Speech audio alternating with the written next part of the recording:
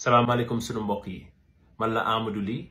am na compagnie boo xam ne fii ci New York daf leen bëgg a jël pour ngeen liggéeyal ko ñii ay chauffeur la ñuy doon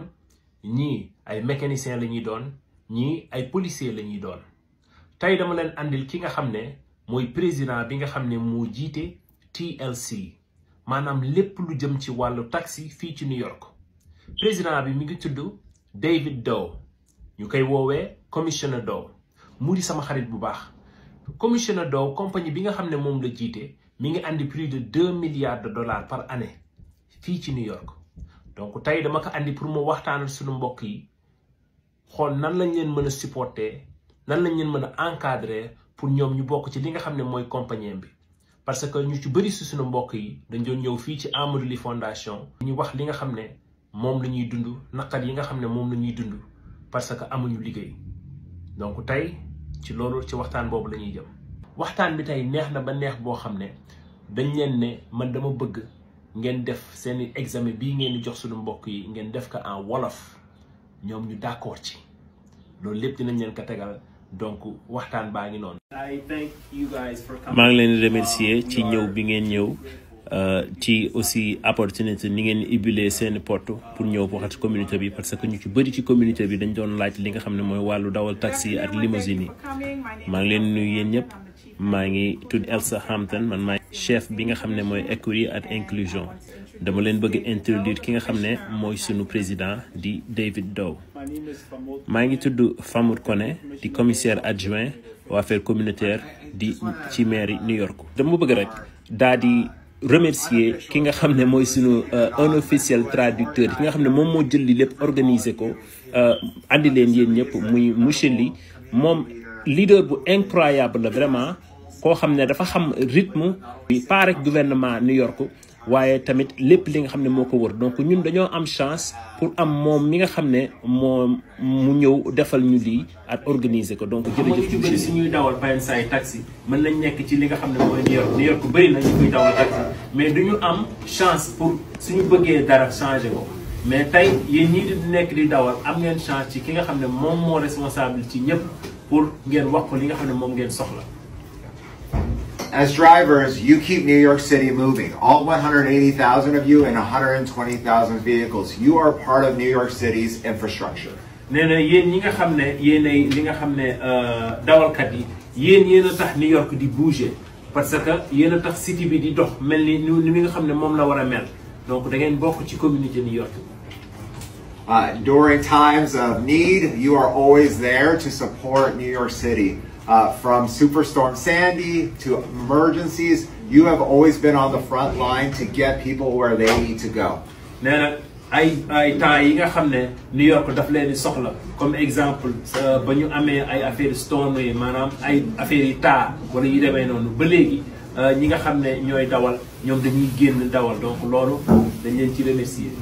I know many of you have concerns about the for-hire vehicle industry, lockouts, Uber and Lyft. And things like that, and we're here to answer them today. I'll stop there. nee na donte yéen ñi ci bëri am ngeen yenn question yi ci wàllu Uber ak yeneen façon ni ngeen di dawalee nee na loolu bokk na tamit lu tax ñu ñëw pour daal di répondre loolu. This administration has always fought for you. When you ask for additional plates, we release more licenses. From EV plates to wheelchair accessible plates, we have always answered your call so that you can continue a pathway to the middle class with your small businesses. nee na administration bi ñoom dañoo mës a def li nga xam ne mooy répondre li nga xam ne nit ñi moom lañ soxla donc looloo tax dafay baax pour ñoom ñu ñëw mooy comme na wax sànq rek bu gën a jàpp ci affaire yi. When you said the city is too expensive and unaffordable, we raised your pay. bés bi ngeen waxee ne dëkk bi kat dafa cher parce que kenn mënu fee dëkk wala am yenn appartement ak yooyu ñoom lu ñu mujjee def mooy yëkkati li nga xam ne moom lañ leen di fay. And when you said that Uber was cutting you out mid shifts and you couldn't work to provide for your families, we passed a new rule just 2 weeks ago to make sure that you're protected from those lockouts, so that Uber and Lyft are forced to allow you to continue to work. da ngeen ne tamit Uber wala Lyft ñoom dañuy jël seen yenn liggéey yi ñoom tamit semaine bi ñu génn ci lañ def yenn organisation changement yi pour mën a assurer na yéen ñii di dawal fii kat di ngeen mën a am seen àq ak yelleef. And so today we're here to answer your questions, comments, and concerns so that we can build a better industry and a better TLC to respond to you. nee na looloo tax tey dañoo ñëw pour répondre yenn problème yi ngeen am pour ñu daal di gën a mën a taxawal li nga xam ne mooy li ngeen bëgg. Right, so guys, officier Baldian et officier Batista ñoom tamit dañuy liggéey ci TLC bi donc lii dafa baax pour wàllu liggéey boobu ñu doon wax. ngeen dawal li nga xam ne mooy taxi rek daal di def li nga xam ne mooy nit ñi tamit nekk def mécanique ak aussi nekk ay officier police officier sax. Arresting powers basically. ok donc ñoom ay policier TLC lañ mais en même temps dañuy nekk li nga xam ne moom la ñuy woowee peace officer maanaam policier jàmm donc ci noonu mooy état bi permettre na leen ñoom ñu daal di am li nga xam ne mën nañ arrêté nit mën nañ tamit am li nga xam ne mooy lam yi nga xam ne moom la ñuy taxal nit ñi nee na ñoom seen liggéey bokk na ci nit ñi di daal di topp li nga xam ne mooy kii rouge yi red light yi wala aussi ci maanaam maintenir ordre daal right nee na du chaque fois dañ leen di arrêté rek pour di jox ticket nee na du loolu par exemple mën na am benn urgence bu xew wala par exemple mën na am ci problème mu oto bi ngay dawal wala dara par exemple mën na doon tamit dafa am lu xew ci feneen ñoom ñu bëgg nga jël passager bi yóbbu ko donc nee na du chaque fois rek du affaire du ticket kese ko donte wax na fii ñoom am nañ droit li nga xam ne mooy jël nit ki daal di koy arrêté mais nee na lépp du ci loolu. ñoom ñooy yor li nga xam ne mooy wàllu application donc lii daf leen ni woon maanaam nan ngay def mën a dawal ay ñaata at nga mën a amat nga war a am ak yooyu donc am na yenn question yi ngeen laaj sànq léegi dinañ ko adressé fii ah. So some of the requirements is that you have to be 19 years old, and as we discussed, you need to have a chauffeur's license, so it could be class A, B, C, or E, so not C. nee na comme ni ñu leen ko waxee nit ki su amee 19 ans daal di jëm kaw dina mën a doon li nga xam ne mooy dawalkatu taxi jaune yi donc nee na li nga xam ne mooy wàllu licence bi nga war a am maanaam permis bi mooy classe A wala classe B wala C wala E waaye du classe D pour mu leer. nee na pour nga dawal TLC da nga war a am valide social sécurité numéro maanaam suñu mbokk yi nga xam ne yéen la doon laaj est-ce que well, I have a question on that after a bit. What if they receive their work permit and not yet their social security? It have to be valid social security. They need okay. Donc il faut nga am sa social sécurité ah. Il faut nga am sa social sécurité en même temps tamit il faut nga bañ a am fine maanaam su fekkee dañ ne woon nga fay lii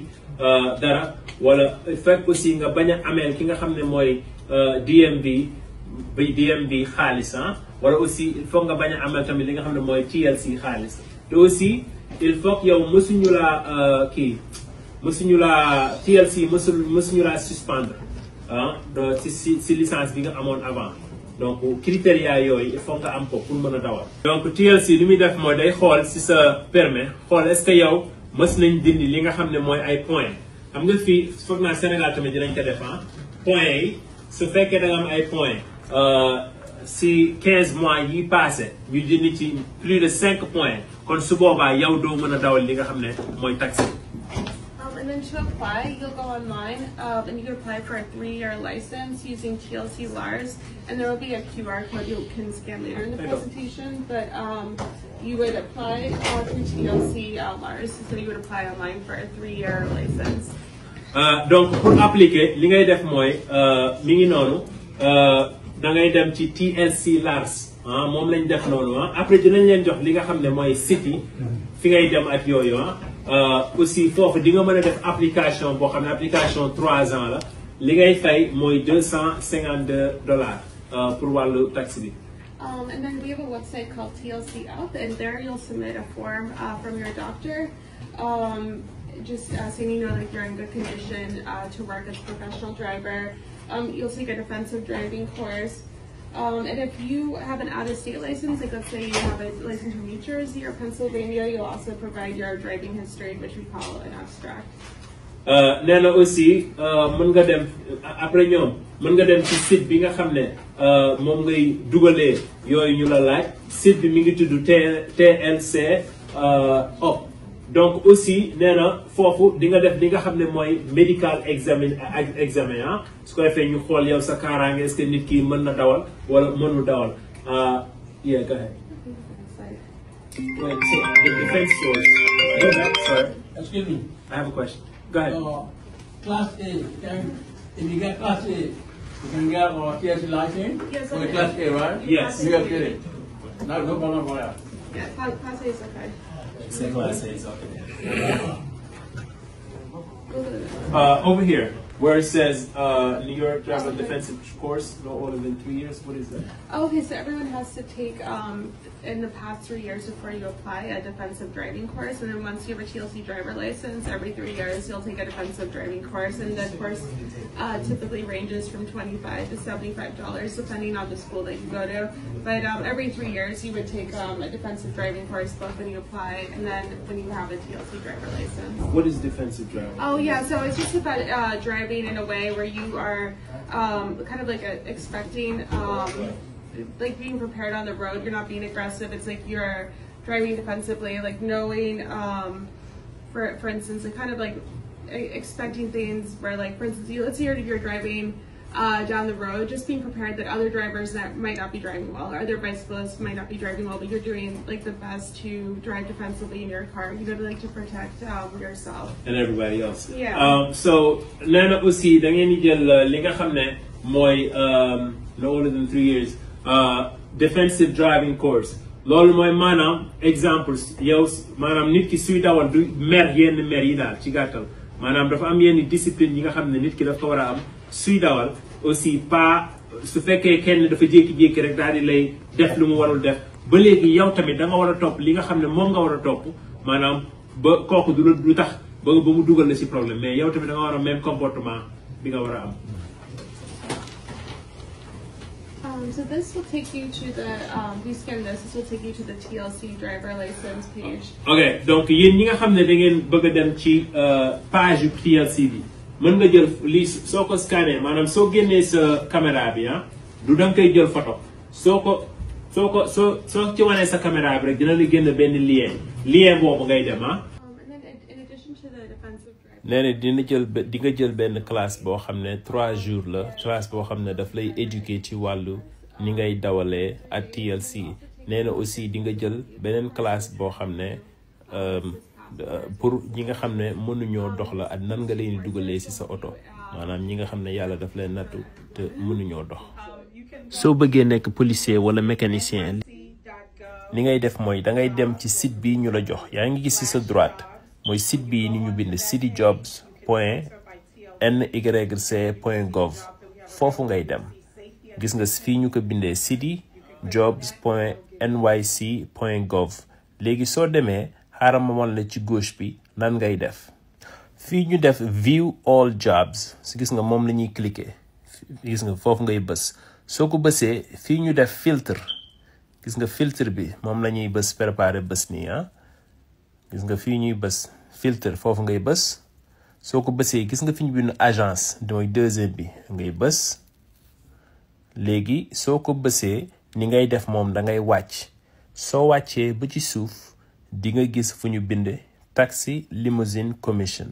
foofu ngay sélectionné soo ko sélectionné nag nga def apply soo defee apply mu génneel la liggéey yépp yi nga xam ne ñoom am nañ ko ci taxi limousine commission bi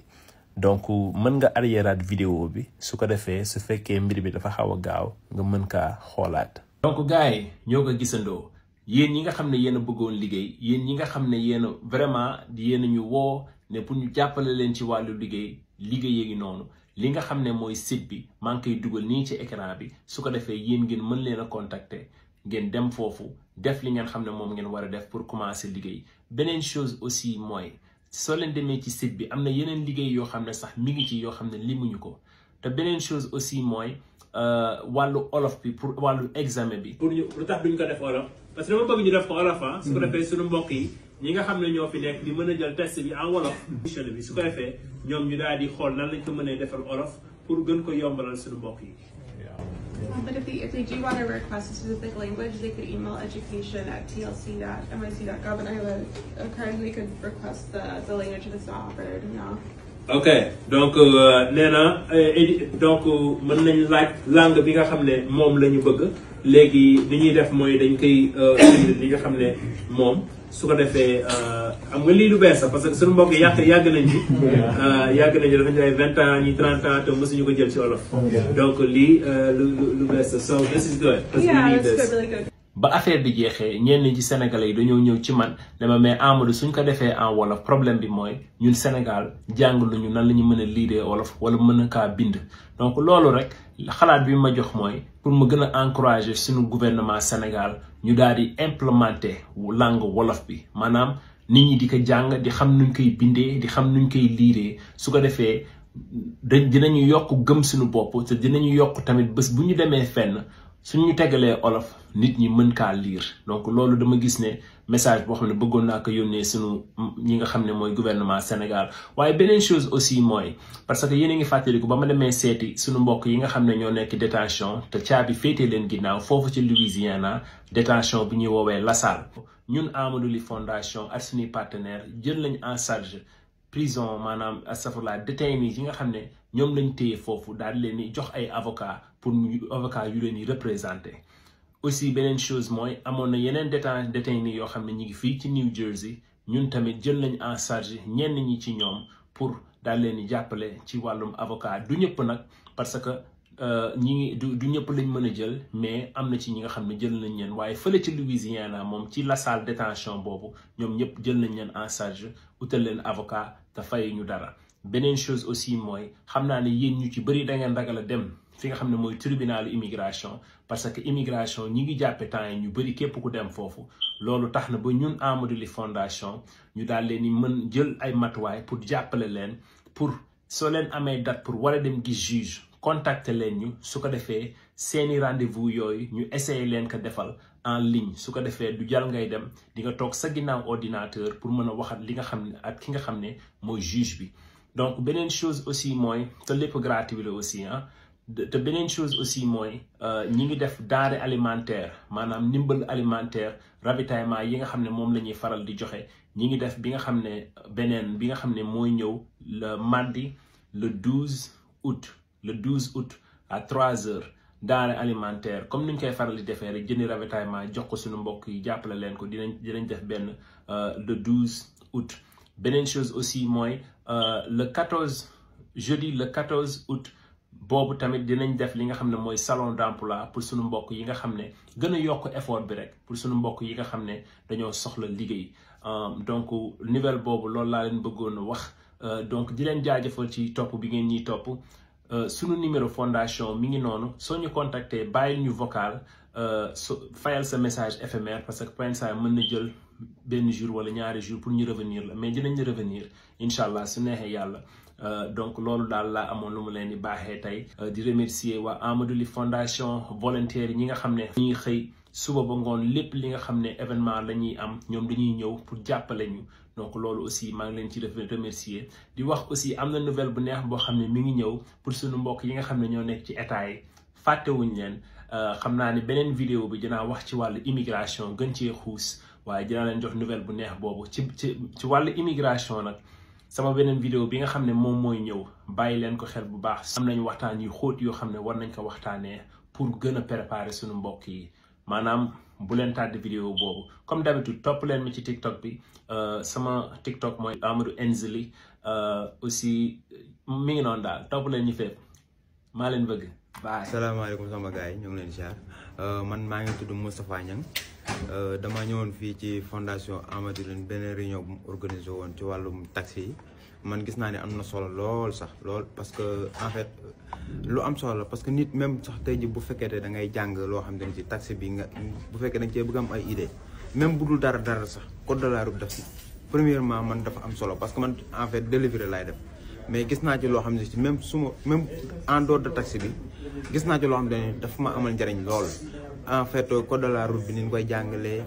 ni lay yox explication bu complet laa ci jàngee en fait taxi bi tamit am na ci solo lool te am opportunité parce que man dama daan gis ne damay gis souvent kii laa di daan gis naar yeeg ay yeneen xeet mais dañoo permettre teg ñu ci axe boo xam ne tey jii même ku mu mën a doon amul 19 ans su ma juumul loolu lañ wax ni moom di nga ko mën a kii te argument yi nga xam te ne da nga koy soxla lépp ci wàllum taxi bi indi nañ ko ci taabal décortiqué nañ ko mu leer nañ parce que loolu permettre na tey su ma ko doon def du nekk loo xam te ne dafay jafe ci man dafay yomb lool ci man parce que am na argument yëpp dëgg yàlla Amadou ñu ngi lay sant di la gërëm parce que lii am na solo wax dëgg yàlla lépp ba mu ci duggee ba tey maa ngi ci jëlee njëriñ quoi maa ngi ci jëlee njëriñ kon nag yéen gars yëpp sant naa leen gërëm naa leen merci. waaw Amadou Ly fondation ni ma ko gisee mooy fondation bu am njëriñ la bi ñu soxal carrément ci dëkk bi aussi mooy ñuy apporter ay aide yu bëri quoi ci anam yëpp tamit aussi loo ci xalaat rek ci wàllu document ci wàllu information xam moo ñu koy jox carrément vraiment c'est liñ ko gisee moom xafet na taxaw macha allah liggéeyam jaar na yoon aussi xam nga dañ koy gën a apprécier di ko accompagner di ko gën a jàppale ñun tamit parce que comme genre rendez-vous bi ñu def nii tey am na solo taxaw surtout ñu mën a ñu bëgg a dawal taxi aussi xam nga dañ ciy jëlee information di ko suivre aussi da lay amal njëriñ quoi chaque jour da ngay gën a yokk da ngay gën a yokk au fur et à mesure quoi donc c'est très important. Amadou Fondation man ko doon ñëw tey mais dama gis dara sama xel man waaw dara sama xel te liggéey bi set na lool ñu ngi koy ñaanal li mu bëgg moo xam suñu borom defal ko ci barke Seydina Mohamed kontaan nañu baax a baax a baax a baax. Bonsoir chers frères, la fondation Amadou Ly concernant l'événement le taxi à New York nous a permis de connaître beaucoup de choses aujourd'hui. Et nous remercions vraiment cette initiative et nous appelons nos frères à venir assister à ces genres d'événements parce que ça nous permet de connaître beaucoup de choses concernant nos statuts ici, l'immigration. Il y a beaucoup de domaines qui se font dans cette association. Vraiment, nous vous appelons tous de venir participer et nous vous remercions vraiment. Je remercie Amadou Ly Fondation. Parce que man en tout cas jàng naa ci loo xam ne def naa ci dëkk bi xaw na yàgg naa fi bi ma duggee ci fondation bi léegi yàggul mais jàng naa ci lu bëri ubbi na sama xalaat ubbi na sama gis-gis fi gis naa ci ay opportunités yoo xam ne soo ko toppee gëm naa ne que intérêt lay doon. am na njëriñ daal fondation bi moom man de li ma ci xam moom en tout cas ñi ma xam képp ku ma xam te ne ko ci dinaa fex nga dugg ci parce que njëriñ kese la kontaan nañu ci Amadou Ly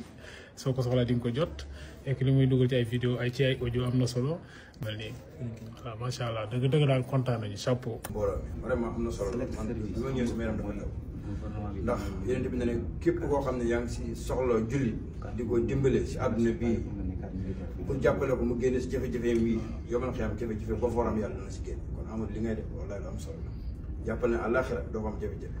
waaw yéen yàlla moo ko dig yàlla moo ko diggee ne képp ko dimbale ab jullit fii génneel ko jafe-jafe si jafe-jafe àdduna yow man xam jafe-jafe boo waram yàlla génne si di la ñaan yàlla dooleel la bëgg naa Sénégal yi yëpp xam sa fondation bi